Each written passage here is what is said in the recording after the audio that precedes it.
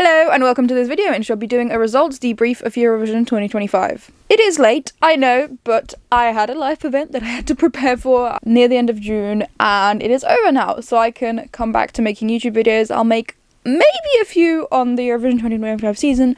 I've also got a general video planned, and then I'm hoping to go back in time to previous Eurovisions, which was also my plan for last year. Didn't quite work out, but maybe it will work out this year. I'm not going to promise anything though, so if there aren't that many videos in the off-season, that's also fine by me. I hope it's fine by you. And welcome to everyone who is new here. I have gained between 350 and about 600 subscribers since my last proper sit-down video, depending on which one you'd say that is. So I hope you enjoy the uploads of the performances that I film whenever I'm at a concert or at Eurovision or whatever. There will be more coming. I'm going to more Eurovision concerts of individual artists and events such as Het Grote Songfestivalfest, potentially Eurofesta, the first event in Italy. I don't know. I'll have to look into it if I can go, but I am definitely thinking about it. So there will be more performance videos coming. If you're just here for those, enjoy them. However, if you'd like to hear my analysis, my ramblings, my crazy thoughts and just off-the-cuff thoughts about Eurovision, welcome to these videos as well. This is Robin, my cat. She helps me out with these, obviously. She does a lot of the heavy lifting. Yeah, I wanted to give the results of Eurovision 2025 a little bit of a look. I've gone through them all. I've written down some crazy notes, and I would just like to go through them, to see if we can see any patterns arising, any interesting things that happened. There were quite a few interesting things that happened, and have this as a little time capsule to see how these songs develop, because there have also already been major updates in the charts. Norway was doing pretty well for a while, Germany too, Estonia was probably the charts-wise the most successful song of this year, and Portugal got a little viral moment on TikTok and stuff, so that song also has been increasing in streaming. There always seems to be a song in the 20s of Eurovision that still does very well. And I'm holding this microphone now as opposed to the lapel mic because I prefer the sound that comes out of it. I'm not sure if I do need to hold it. Maybe I could have put it down, but I like the sound that comes out of it when I'm holding it, so I will keep holding it. And I think that's everything that I wanted to ramble on about. The next performance that I'll probably see is Aiko. She's coming to Hamburg for a free concert on the 3rd of August, so pretty excited about that. And then we'll see. Probably Gojo in September. That's what's coming up performance-wise. But now, after all that rambling, let's finally get into the results. First of all, regardless of what else I say, congratulations to JJ on a fantastic win. He's been really fun to watch now as well. Travelling around with his trophy and now also breaking it. That is fun, even though they've reinforced it. JJ took it on a European tour and managed to break it as well. But it was a deserved win. Austria put together an amazing team. I'm going to move over a little bit so you can see Robin better. And they deserved the win. JJ performed it fantastically. Everyone else did their jobs. Sergio Hayen, Taya, Thomas, everyone did great. So it's a deserved win. And if you're wondering about the bunting, Robin decided the string from the bunting is very delicious and has knocked it down on multiple occasions. So it's also a little bit bent and stuff. I've put it back up, but we'll see how long it stays. I will start with the top of the leaderboard and then go down. I'll mention the rest of the world votes first though, because I'm worried that I'll forget to discuss them as we go along. And they are interesting because they're the most wildcard votes out there in a way. However, looking at these results, I also think they're a little bit predictable because there's a lot of countries with large diasporas who are getting points, and a couple of the most popular songs, which also makes sense. But a lot of this seems to be diaspora and strategic voting as opposed to truly voting for the song. The rest of the world gave their 12 points to Israel, 10 to Albania, 8 to Ukraine, 7 to Greece, 6 to Sweden, 5 to Finland, 4 to Poland, 3 to Spain, 2 to Estonia, and 1 to Austria, the eventual winner. I think it'd be really cool if we could see the rest of the world results during the Eurovision show, because they are interesting votes. I don't know if they're just interesting to us crazy Eurovision fans or if they're interesting to the rest of the viewers as well. But I think they're very interesting results because they're a little bit different than most other countries have. Right, on to the actual results now.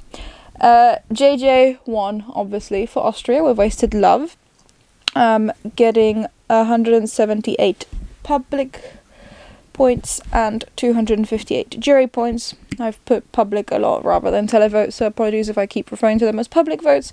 And he came 4th in the public ranking. I've also written down the actual final placement and the placement within the public voting because we get to see the jury placement during the actual televised show, but we don't get to see that the public results, the televote results, the order.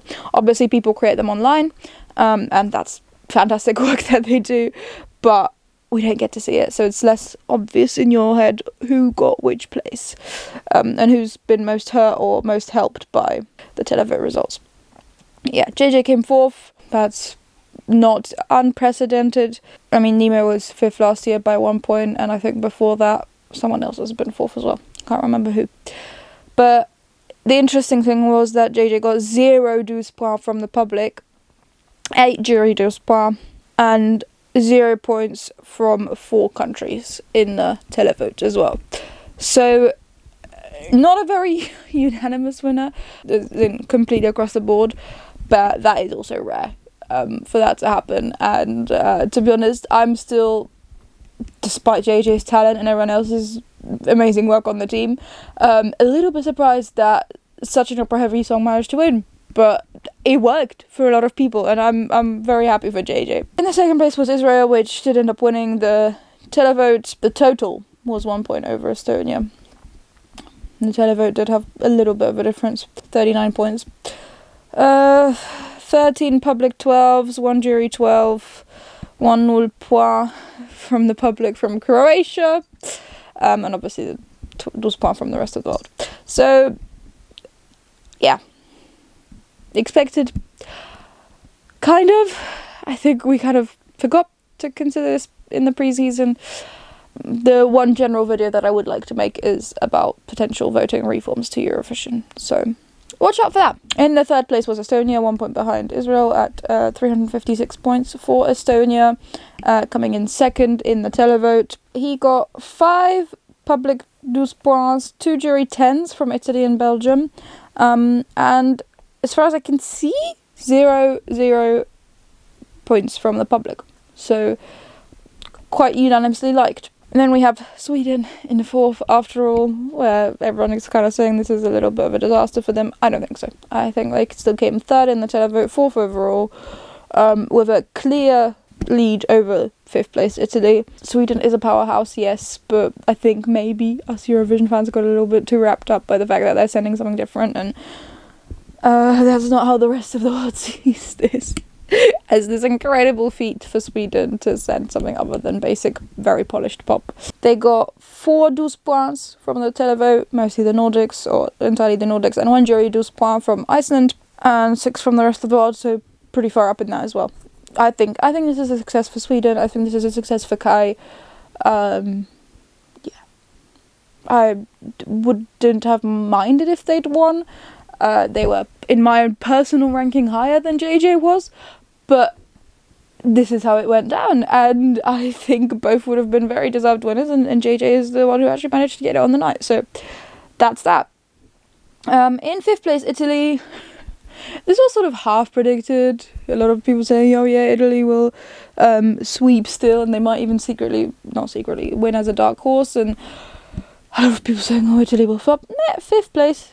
Not really a flop, but 10th in the televote, so helped out by the jury result. 1 public douze points from Slovenia for Italy, and 6 jury douze points. Nothing from the rest of the world, though. That's the first country in the top to get nothing from the rest of the world. The next country, however, got 7 from the rest of the world. That is Greece. They came 8th in the televote overall and got 3 public douze points. I think this is a surprise to me, to be quite honest. When they were announcing the semi-final qualifiers, I genuinely thought Greece was out, and either Australia or Czechia were in. So, congratulations to Claudia for this incredible result. I don't quite get it still. The song hasn't particularly clicked with me. She's a fantastic singer, but the song hasn't clicked with me. The staging wasn't anything new to me. A lot of recycled ideas, it seemed, but it worked, and that's what matters. That's what gets you the result. That's how she's gotten 6th place, and this was one of the songs that the public and jury agreed on the most in terms of placement. So yeah, congratulations, Claudia. In 7th spot, France, 230 points overall, just 1 point behind Greece, and 14th place in the televote though, so it really didn't work. In the Republic 12s, I think France was maybe just too mathematical about Eurovision, trying to put together the perfect package, and it just didn't work on this occasion. To put it in French terms, I think there is a little bit of a je ne sais quoi to Eurovision winning entries, a little bit of an X factor that you can't mathematically develop, and Luan is incredible. She's a fantastic artist, but it just didn't work on this occasion. I think for me the whole performance was a little bit too choreographed as well. It didn't seem as sincere, even though she's one of the only artists this year to have written their song themselves. Yeah, unfortunate that it didn't quite work out, but still a great result for France. France do seem to really want the Eurovision win, and they haven't gotten it in the last few years. They haven't gotten it since the 70s, I think. So 77. So yeah, I can see that France is vying for the win. It didn't work out on this occasion. I think they went about it a little bit too mathematically. Don't know how you can try and sort it out organically. I think Austria got the right balance, to be honest, looking back at it now in hindsight, obviously. But they've put together a great team, but also had a slightly unusual, slightly special song that just worked. I don't know. It worked. It worked. And France didn't quite. 7th is still incredible, but it didn't quite work. In the 8th spot is Albania, 2 public 12 points, 5th overall in the televote, and 10 from the rest of the world. In the 9th spot was Ukraine, 6th place in the televote, 3 12 points from the televote, and 8 from the rest of the world. And in the 10th place is Switzerland, getting 0 points from the televote, being joint last. I don't know. I don't know what happened. Either people not wanting the host to win again, other ballads getting points, like Italy, for example, but Italy didn't get that many points either. They came 10th overall in the televote, and JJ obviously has a ballad, but very much a different style than Zoe had. I don't know what happened. Genuinely. Because you'd think, oh yeah, people in the arena can barely see anything, so maybe it makes sense, but no, most people watch Eurovision on the TV screen. I don't know what happened. I sincerely don't. In 11th spot is Finland. I'm very disappointed by this. I really wanted Erika to do fantastic, and she did fantastic. She performed amazingly, but her outside the top 10, did not see that coming. She came 9th in the televote, got 3 public 10s, not even 12s, from the Nordics and Australia, 5 from the rest of the world. I wonder if that's just Eurovision fans, that we've really got to love this song and something didn't click with the general audiences. I don't know. Netherlands came in 12th, joined 15th in the televote. I don't really have anything to say about these points. 13th spot, Latvia. Congratulations for being on the left side of the scoreboard. I was not sure if Latvia would even qualify, so congratulations to Automētas. 1 public 12 from Lithuania, and 9 sets of points overall from the televote. So not that many, but enough. In the 14th spot, Poland. 7th in the televote. 2 12 from the public from Iceland and Ireland, but only 7 points from the jury. They were 2 lots of 1, 3 lots of 2, a 4 and a 5. 7 juries gave Poland points. Trying to decode my notes. Sorry. I don't know why Poland was getting so punished by the jury. Did not deserve third to last from the jury points. I don't know. I'm not the biggest fan of Gaia as a song, but Justina is an amazing performer. She sang it much better than a lot of the songs that got higher points from the juries, and that's meant to be one of the points for the juries, as well as the performance, which I think was also very good. So I truly don't know what happened. I don't know what Poland needs to do. In the 15th spot, Germany. Germany in the teens, again, 2 years in a row. 1 public 12 points from Austria, 11th overall in the televote as well. And 2 jury 10 points from Czechia and Ukraine. That's incredible for Germany.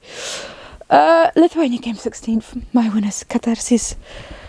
I can't wait for them to announce their European tour. Apparently it's pretty much planned already. They just need to announce it. And they got 1 public 12 points from Ukraine and got points from 15 countries. So not that many anymore, considering there's 38 with the rest of the world. But yeah, still pretty cool. They came 13th in just the televote, so it would have been on the left hand of the scoreboard if that's what we're going by. Malta came in 17th. They got 23rd place with the televote, so something really didn't quite click, because that's basically second to last, with the UK and Switzerland both getting 0 points. The 8 points came from 5 from Australia, and then 1 each from the UK, Azerbaijan and Serbia, so quite a spread. Don't really know Azerbaijan and Serbia, what the reasoning is. The UK and Australia, I wonder if the news had spread about the original title of the song, and if that's where the points came from, because otherwise it's an interesting coincidence that it's 2 English-speaking countries that gave Malta some of their only points from the public. In the 18th spot was Norway, 12th in the televote. Obviously still way more public support for Norway, as has been the case for a while. In the 19th spot was the UK, 0 from the public, but 12 from Topo Gigio was pretty iconic, to be honest. Yeah, well done to Remember Monday. In the 20th spot was Armenia, 18th spot from the televote. They got 11 sets of points, and more than half of them came from only 4 countries. So not a very even spread, but clearly some love in specific countries for Armenia. Portugal came 21st, and this is interesting because the song has had its many viral moment from people posting their homesickness videos, basically. From the public, only 13 points, 8 from Luxembourg and 5 from France, so really not loved overall at all. Like 5% of the countries giving them points, you know, and has now sort of been blowing up. And Damiano David said on stage very recently that it should have won Eurovision. So that's also interesting. I mean, it's a good song, don't get me wrong. I think Napa are a fantastic band. I don't think the staging is quite Eurovision winning staging. And then again, Portugal won in 2017 with basically no staging, so what do I know? Portugal just has that X factor. They know what to do at Eurovision, and for some reason we keep doubting them year after year, but they've got the je ne sais quoi for Eurovision that you can't quite place, but it works. And yeah, they know what they're doing, even though a lot of people were disappointed because a lot of fan favourites didn't win Festival La Cansao this year.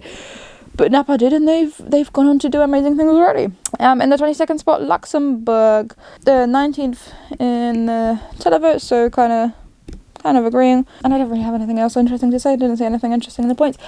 An interesting thing that I have got to say is that my own upload of La Poupe Monte le Sang, the performance from the grand final, has a interesting statistical spread of the people watching it. It is like 99.4.6% male YouTube watchers, apparently, which is very unusual.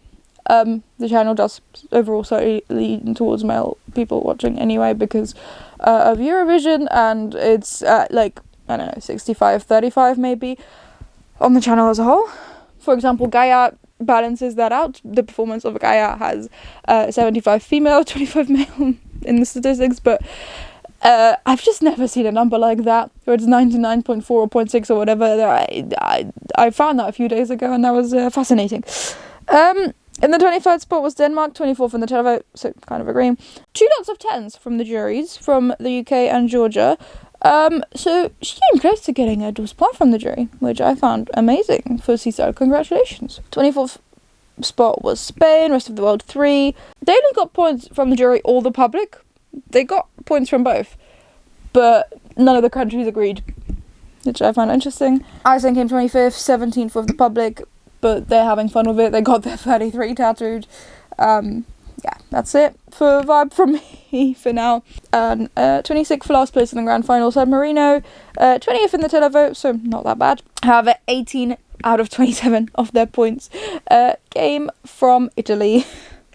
So, very much only love from that. Well, not only, because 3 and 2 from Albania, 3 from Malta, and 1 from Cyprus.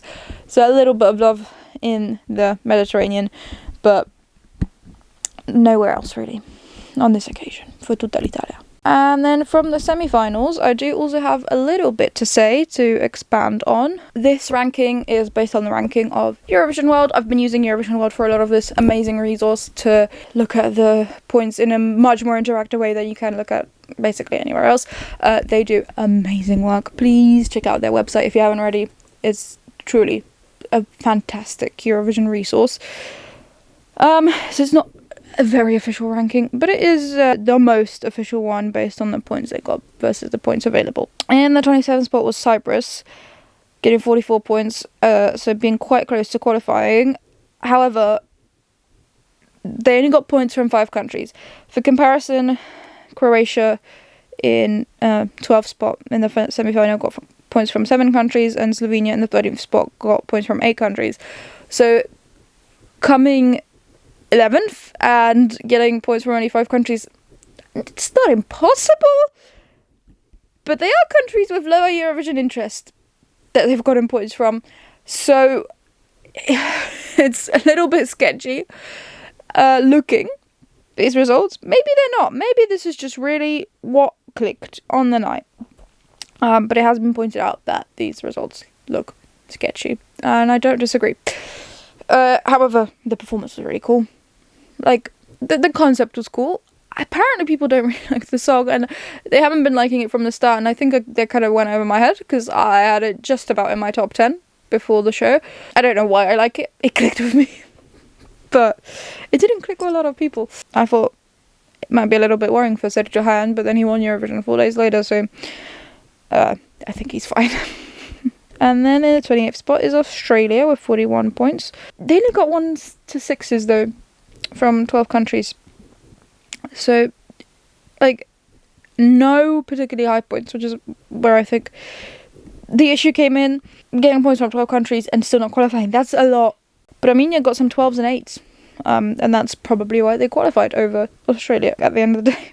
You need to find the balance between broad appeal and very concrete, very high appeal, I guess. You need to do a little bit of both, and somehow Milkshake Man didn't quite translate to appealing to people very much. Like, it appealed to a lot of people, but not amongst the favourites. The 29th spot was Croatia, Marko Bošnjak, 12 from Slovenia, and then points overall from 7 countries, which is pretty good. As I say, I think Marko Bošnjak did everything he could have done with the song and with the staging. There's nothing else that you could have asked for this package. So I think the Croatian delegation, despite having a song that the fandom has said is dead on arrival, turned it into a package where if it had qualified, I wouldn't have been exactly surprised. So I think the Croatian delegation has shown that they're capable of truly continuing to work well, deliver good results, even when they're fighting an uphill battle and not have a fan favourite right away, like last year. So I think this is a success for the Croatian delegation, even though they didn't qualify. And Marko Bošnjak is having fun at various prides now, and going on some interesting rants on his Instagram stories. In the 30th spot was Czechia, got a rest of the world 8 points, and 29 points overall, just edging out everyone else in semi-final 2 who got 28 points. I don't know how much that missing the beat cost him the points. I don't know if people just really didn't vibe with the dance break. I think the main issue was it was either not bright enough or too bright. Like, it was sort of trapped in the middle between being completely dark and completely colourful, and it just, for me, it felt trapped in like an uncanny valley situation that doesn't quite work. That's what didn't personally work for me completely. I still think Adonis is great, and I had a lot of fun with it, and I can't wait to see what else he does. 31st place, Ireland, with 28 points. They got very few points, but from a lot of countries, from 9 countries, so that was pretty successful. The stand-in rehearsal has been released, and the stand-in for Emmy did walk down the rocket thing and get onto the main stage at one point. Emmy did not do that. Don't know what happened there. Could that have made the difference? I don't think so. I don't think it would have gotten them enough points extra. But it would have been interesting to see how that would have impacted the results. And then Serbia and Georgia came 32nd, 33rd with 28 points each as well, but from fewer countries. I don't have anything else to add there. I mean, I'm surprised that Georgia wasn't dead last, to be honest. Mariam can sing, but I didn't think there was any appeal for the song, and apparently there was. Slovenia came in 34th. Got 8 points from San Marino. So I wonder if we had juries in the semi-finals, if it would have been qualifier, but we don't. Only 6 from Croatia, though, but 8 countries overall. So it's quite successful. Clement is doing his best to promote his music on social media now. Not sure how well it's going. I haven't seen many people rave about his music, but maybe it's just kind of music you listen to and don't rave about. I have no idea. I've given a couple of songs to listen. He's promoting them. Not really my cup of tea, personally. I like rockier stuff on my day-to-day. I've been listening to a lot of Catharsis, but he's trying. And I think that's commendable. In the 35th spot, Belgium. It's painful on his birthday, but it's what happened. And he's taking it in stride. He was at House of Hilversum after he didn't qualify, and he's released a new single, Slay, and he's playing at Prides and stuff. And out of the 23 points that Belgium did get, 12 came from San Marino. So the only jury that we have in the semi-finals rated this as their winner. So I think this would have been a pretty short qualifier if we did have the juries in the semi-finals. I think there's a lot of things that need to be discussed. Once again, I'm hoping to make a Eurovision voting reform ideas video kind of soon. So watch out for that. In the 36th spot was Montenegro, where their only 12 points came from Serbia, so they're friends. She just had a voice crack in the performance, and I feel so sorry for her. She also had the deaf slot. Like, it's not as much of a deaf slot in the semi-finals, and the producers are working on getting the reputation down by putting songs that are pretty secure qualifiers, and they're like Poland this year. But I don't understand why the producers had to put Montenegro in second in the year that they're returning. Sure, she doesn't need to go 8th, but I don't know, 4th, 5th maybe? I think this was a little bit unfair. I don't think that the running order would have made her qualified, to make that clear. But I think it was still rude from the producers to put a returning country in second. And finally, last place, Azerbaijan. They've been coming last consistently, and their 7 points came from the San Marinese jury, so no public appeal for this song. Well, enough to get them points in the semi-final. Yeah, I mean, that was... I don't think I would have necessarily predicted Azerbaijan to definitely be last in the semi-final, but I'm not exactly surprised on this occasion that they didn't qualify. They were trying their best to promote the song wherever they were, and they came into the press centre a couple hours before the semi-final. So, yeah, they definitely try, but didn't work out on this occasion. Azerbaijan just keeps sending men, and then more men, and then more men. I don't think the strategy is just getting more people on the stage. I don't think the base idea is okay, but it's not working out for them. Yeah, those are the results of Eurovision 2025. They do feel a little bit like a fever dream, especially the grand final results. Like, they feel a little bit like the fake results we get at the end of the rehearsal shows. Not really. I think genuinely everyone has done a fantastic job, and the way the results are split is a little bit off to me, but the results overall not that much. Just some really weird results, like Switzerland getting no point from the public, and Poland getting almost no points from the juries. And to be fair, I don't think she should be maybe even in the top 10 of the jury necessarily, but she doesn't deserve third to last either. So strange results for me. Like, I don't know. I personally don't care about the results that much, because the first year I was properly following Eurovision, my winners came dead last. So I've accepted the results don't necessarily reflect my music taste, at least. And that's fine. But this year the results felt extra strange. And I'm excited to go to Austria next year. Slightly cheaper than Switzerland, not much. But also easy to get to by train for me, again, from Hamburg. I'm hoping it will be Vienna. A lot of people are hoping it will be Vienna. It seems the only logical place, especially for a 70th Eurovision. But the EBU seems to be seriously considering some of the other places. And maybe they do have good offers. I don't know. But I would love to go to Vienna. Congratulations to JJ once again on winning. He's been really funny and throughout the season and then now at the end as well. I'm hoping to maybe make a couple more videos about Basel. Maybe a vlog from there if I get around to it. I would like to make my voting reform video, but that's not specific to Basel. Well, it's spurred on by the results of this year, but I'm going to try and make it general. So watch out for that. I'm excited to keep making videos in the off season now. Thank you once again to everyone who's subscribed. I can't believe that my channel is approaching on 2,000 subscribers already. 1,000 subscribers was only 3 months ago, so this is insane. 4 months ago, sorry. I understand. Most people are here to watch the performances that I film, and that's fine. I'm happy to be able to provide that, because after Eurovision 2022, I watched a lot of, from the audience's perspective, performances myself, and I just want to be able to share them with other people, and I enjoy doing it. I enjoy filming it during being there, so I'm glad that people are enjoying it. Thank you ever so much for watching this video. If you aren't subscribed yet and you would like to see more Eurovision content from me, please do remember to subscribe down below and maybe give the video a like if you literally enjoyed it, and potentially share it with someone else who you think might enjoy watching the video as well. And thank you ever so much just for watching the video itself though. That's a great help as it is. I really do hope that you enjoyed it, that got something out of it. I'll see you in the next one if that shows up on your feed. Bye!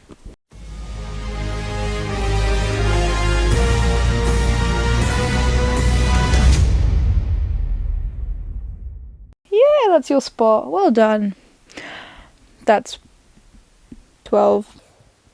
I think I've lost my place. And then countries overall from 7, and then points overall from 7 countries.